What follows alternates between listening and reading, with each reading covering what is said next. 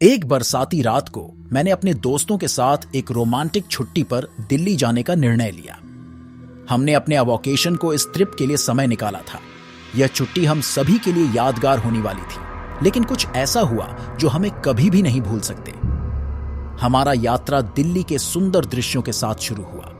हमने Rajghat, India gate, Lal Qila और अन्य प्रमुख पर्यटन स्थलों का आनंद लिया। हमारी यात्रा धीरे धीरे एक अजीब तरह से बदल गई जब हम एक पुराने हवेली की ओर बढ़ रहे थे।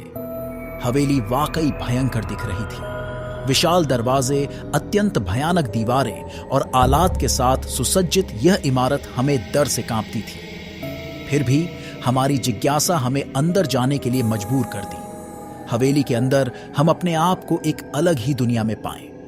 यहाँ की सांस बंद हो जाती थी और एक अजीब सी ठंड महसूस होती थी। अचानक हम एक पुरानी पेंटिंग के सामने खड़े हुए जिसमें एक औरत की छवि थी। वह औरत अत्यंत सुंदर लग रही थी, लेकिन उसकी आंखों में कुछ अजीब सा था। वह हमें निहार रही थी जैसे कि वह हमसे कुछ कहना चाहती हो। हम सभी थोड़ी देर के लिए मौन रहे। फिर एक हल्की आवाज सुनाई दी, मदद करो।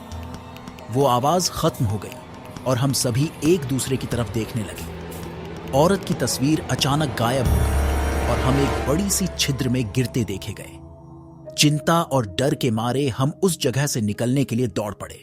हम बाहर आने पर भागते हुए देखे गए कि वह हवेली अचानक से आग से लपेट गई है। हम सभी अपने आप को आग से बचाने के लिए कोशिश करने लगे, लेकिन हमें सब कुछ बेकाबू हो गया।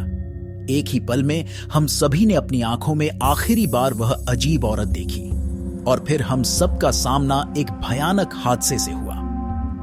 हम सभी एक अचानक से उच्चतम मंजिल से नीचे गिर गए थे और हम आवाज़ीत हो रहे थे। बड़ी मुश्किल से हमने बाहर निकलने का रास्ता ढूंढा, लेकिन हमने उस हवेली के अंदर होने वाले घटनाओं को कभी नहीं भूला।